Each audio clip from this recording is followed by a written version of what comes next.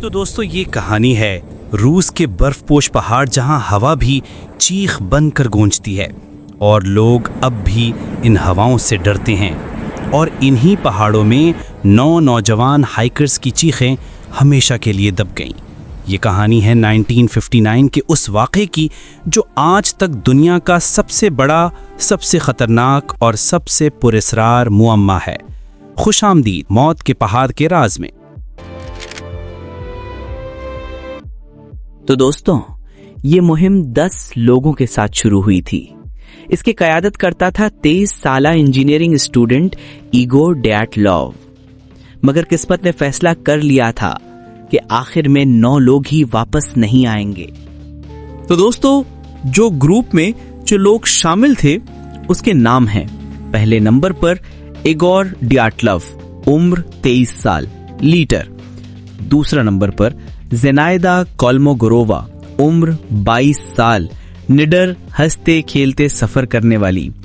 Lyudmila डुबिनिना, उम्र 20 साल, सबसे छोटी मगर सबसे मजबूत।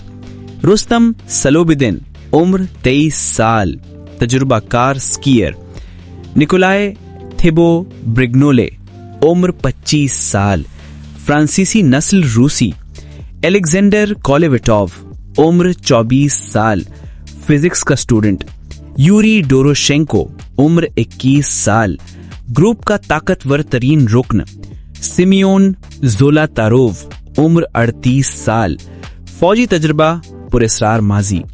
यूरी क्रिवोनिशेंको, उम्र 23 साल, खुश मिजाज, हर वक्त मुस्कुराहट। और 10वें यूरी यूडिन, और जो बहुत खुशकिस्मत था, जो बीमारी की वजह से रास्ते से वापस लौट गया और उसे जिंदगी भर यह एहसास रहा कि शायद वो मरने के लिए ही बच गया।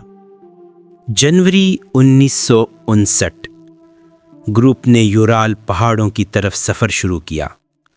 हवा तेज थी मगर उनके कदमों में ताकत थी। उनके दिलों में न डर था न खौफ। बस इन लोगों ने ठान लिया था कि हम हर हाल में अपना मिशन पूरा करेंगे, जो मर्जी हो जाए। लेकिन इन लोगों ने ये नहीं पता था कि ये डर जो दिल में नहीं है, ये इनके दिलों से सारी जिंदगी के लिए खत्म हो जाएगा। ये सारे हाइकर्स तजर्बाकार थे, लेकिन वो ये नहीं जानते थे कि ये सफर इनकी जिंदगी का आखिरी सफर होगा। 1 फरवरी 1959 ग्रुप खोलत स्याख पहाड़ पर पहुंचा। उन्होंने एक ढलवान पर अपना टेंट लगाया। शाम का वक्त था। ये जगह हर तरफ से कुल्ली थी और शदीद सख्ती के लपेट में थी। उनकी आखिरी तस्वीरों में वो सब खुश और खाना खाते नजर आते हैं। किसी को अंदाजा नहीं था कि ये उनकी जिंदगी का आखिरी रात होने वाली है। रात आहिस्ता आहिस्ता छा गई, मगर हवा में कुछ अजीब था, जैसे कोई उनको देख रहा था, कोई बहुत नजदीक। उस रात कुछ ऐसा हुआ जिसने पूरे ग्रुप की सांसें रोक दी। मकामी लोगों का कहना था रात का 10 से 11 बजे का टाइम था। कुछ ऐसा जिसने उन्हें टेंट फाड़कर भागने पर मजबूर किया। तफ्तीश के मुताबिक टेंट अंदर से कटा हुआ था। तमाम लोग बर्फ में नंगे या आधे कपड़ों में निकले और भागते रहे।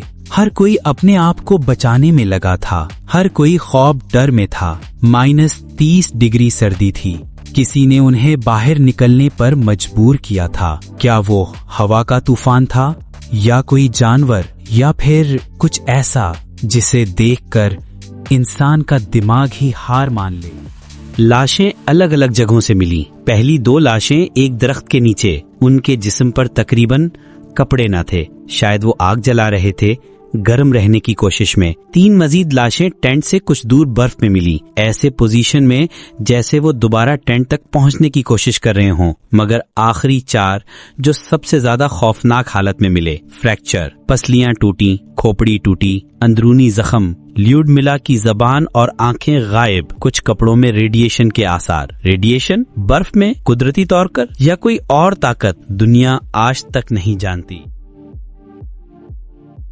माहिरीन ने कहा बर्फानी तोदा हो सकता है, लेकिन मकाम पर इसका सबूत नहीं मिला। कबाइल ने हमेशा कहा, हमने उन्हें हाथ नहीं लगाया। रात में आसमान पर नारंगी रोशनी देखी गई थी। कुछ कहते हैं कि वो फौजी मिसाइल या खतरनाक हथियार की टेस्टिंग थी। ऐसा आवाज जो सुनाई न दे लेकिन इंसान को पागल कर दे, भागने पर मजबूर कर दे। पहाड़ियों में बड़े कदमों के निशान, आंखों के आज़ा गायब। कुछ दावे करते हैं कि वो इंसान नहीं था। 66 साल गुजर गए, ट्रेजेडी आज भी वहीं खड़ी है, बर्फ में दफन। सवाल ये नहीं कि वो लोग कैसे मरे, सवाल ये है कि वो किस चीज से भाग रहे थे। आज भी खोलात साइकिल के पहाड़ पर जब हवा चलती है तो कुछ लोग कहते हैं कि आपको चीखें सुनाई देती हैं, 9 जिंदगियों की चीखें जो कभी वापस नहीं आई। अगर आपको ये कहानी पसंद आई तो वीडियो को लाइक करें, चैनल को सब्सक्राइब करें और कमेंट्स में बताएं आपके ख्याल में ये 9 लोग किससे भाग रहे थे।